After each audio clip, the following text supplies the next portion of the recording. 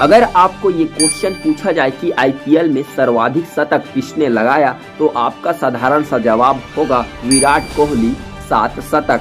अगर आपको ये भी पूछा जाए कि आईपीएल में सर्वाधिक इंडिविजुअल स्कोर किसने किया तो आपका जवाब होगा क्रिस गेल, मात्र 66 गेंद और 175 रन।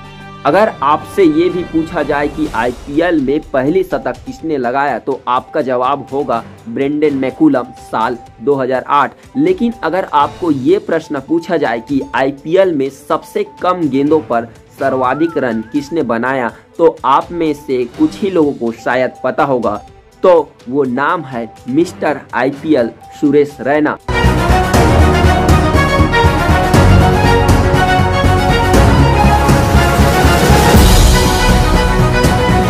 जी हाँ, साल 2014 में सुरेश रैना ने उस दिन ऐसी ताबड़तोड़ पारी खेली थी कि शायद अगर वो आउट नहीं होते तो एबी डिविलियर्स का जो 30 गेंदों का शतक है वो उस दिन पक्का टूट जाता। जी हाँ, मैं बात कर रहा हूँ साल 2014 का वो मुकाबला जिसमें एलिमिनेटर मुकाबले में सुरेश रैना ने मात्र 25 गेंदों पर 87 रन की ताबड़तोड़ पारी खेली थी।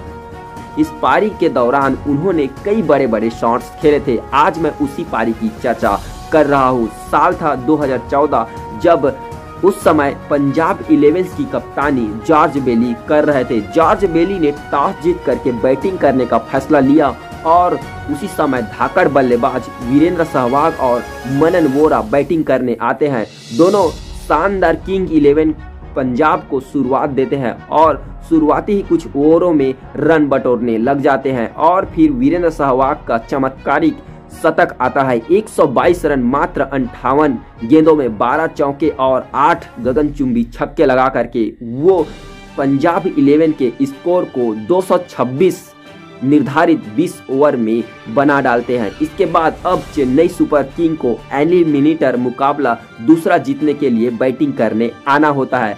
तब चेन्नई सुपर किंग के सलामी जोड़ी के रूप में फाफ डु प्लेसी और ड्वेन स्मिथ आते हैं।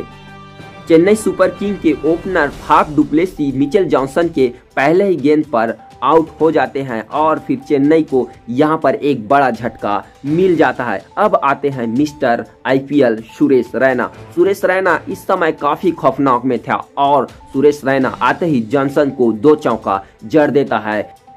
फिर दूसरे ओवर में संदीप शर्मा बॉलिंग करने आते हैं। संदीप शर्मा को भी वो लगातार 2 चौका और 1 छक्का, फिर उसके बाद फिर चौका और फिर छक्का लगा करके कुल मिलाकर के 24 रन का ताबड़तोड़ स्कोर कर डालता है। अब सुरेश रैना मात्र 9 बॉलों में 27 रन बना चुके थे। दूसरा ओवर समाप्त होने के बाद अब बॉलिंग के लिए आते हैं प्रविंदर अवाना। प्रविंदर अवाना इस तीसरे ओवर में मात्र 2 चौका देता है और 1 नो बॉल डालता है, जिसके बदौलत अब चेन्नई का स्कोर और आगे बढ़ जाता है। लेकिन जब चौथे ओवर को डालने आता है जॉनसन की पहली ही गेंदों पर सुरेश रैना 4 रन बना लेता है। उसके बाद लगातार 2 गेंदों में 2 छक्के और फिर अंतिम गेंदों पर 4 रन बना करके कुल मिलाकर के इस ओवर में भी 20 रन स्कोर कर डालते हैं। इस समय चेन्नई सुपर किंग का स्कोर 60 रन से भी पार हो जाता है। मात्र 4 ओवर में करीब 60 रन के पास पहुंच जाता है। अब इसके बाद चेन्नई सुपर किंग के लिए नया ओवर आता है। वो होता है 6वां ओवर, जहां पर सुरेश रैना की ललकार भरी बल्लेबाजी देखने को मिलता है। इस समय प्रविंदर अवाना बॉलिंग करने आते हैं और अब 6वें ओवर के पहले ही गेंद पर सुरेश रैना प्रविंदर अवाना को 1 छक्का लगा देता है। ये छक्का इतनी लंबी होती है कि सुरेश रैना के सामने प्रविंदर अवाना देखते ही रह जाता है। फिर दूसरी गेंद डालती है, दूसरी गेंद भी छक्का पड़ जाता है। उसके बाद तीसरी गेंद तो डाला जाता है, तीसरा गेंद चौका, चौथा गेंद डाला जाता है, चौथा गेंद भी चौका। अब 5वां गेंद को डालना था, 5वां गेंद भी चौका, लेकिन यहाँ पर नो बॉल रहता है। इस समय नो बॉल के साथ चौका पड़ जाता है और इस समय प्रविंदर अवाना की हवा टाइट रहती है। फिर 5वां गेंद को फिर से डाला जाता है और ये भी चौका पड़ जाता है। फिर 6वें गेंद को डाला जाता है और 6वां गेंद भी चौका पड़ जाता है। इस प्रकार से लगातार 7 गेंदों में 7 बाउंड्री लगा करके सुरेश रैना इस समय चमत्कारिक 33 रन स्कोर कर डालते हैं एक ही ओवर में, जिसमें 2 छक्के और 5 लगातार चौके रहते हैं। इस प्रकार से एक ही ओवर में 7 बाउंड्री का ये रिकॉर्ड बन जाता है। इस प्रकार से सुरेश रैना मात्र 25 गेंदों में 87 रन की एक बड़ी विशाल पारी खेल जाते हैं, जो कि रिकॉर्ड में अभी भी दर्ज है।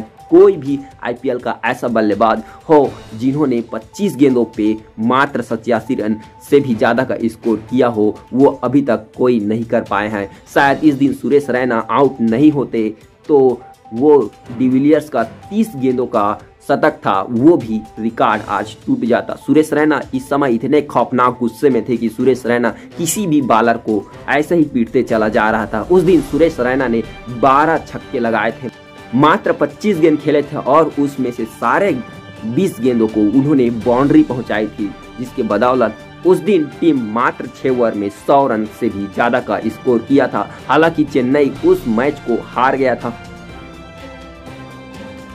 क्योंकि उस दिन 226 रन के विशाल स्कोर को चेन्नई सुपर किंग को हासिल करना था। उस दिन केवल सुरेश रैना और MS धोनी की बैटिंग चली थी, जिसके बदौलत चेन्नई सुपर किंग 202 रन का स्कोर खड़ा कर पाया था और फिर भारी 24 रनों से हार मिली थी। और वही किंग 11 पंजाब 2014 का फाइनल खेलता है। इसके बाद किंग 11 पंजाब कभी फाइनल नहीं खेला है। तो इस प्रकार से सुरेश रैना जैसे घातक बल्लेबाज ने उस दिन किंग 11 पंजाब की गर्दन ही उड़ा दी थी, अगर वे रन आउट नहीं हुए होते तो इस प्रकार से क्रिकेट फटाफट में बने रहिए और चैनल को सब्सक्राइब कीजिए तुरंत आज ही और देखते रहिए क्रिकेट फटाफट। मिलते हैं एक नया एपिसोड के साथ, तब तक के लिए अपना ख्याल रखिएगा।